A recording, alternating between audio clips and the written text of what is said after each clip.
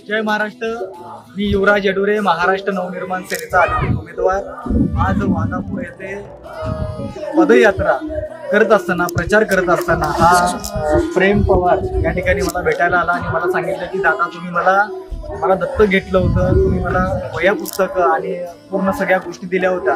आज मला आनंद वाटला की 1 वर्षापूर्वी या मुलग्याला मी दत्तक घेतलं आणि आज हा याची जाणीव ठेवून माझ्याकडे येऊन सांगितलं की बाबा साहेब तुम्ही मला दत्तक घेतला. कारण अरुण पवार यांचा 1 वर्षापूर्वीचा अपघात झाला होता आणि अपघातानंतर ही 2 जी मुलं होती त्याची बहीण गौरी आणि हा दोघं जण यांचं पालन पोषणाचा आणि शैक्षणिक खर्च मी उचलला होता.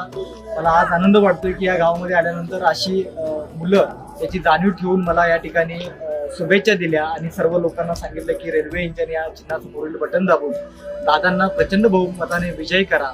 त्याबद्दल मी या गौरीचं आणि प्रेमचं मी अभिनंदन करतो आणि थांबतो.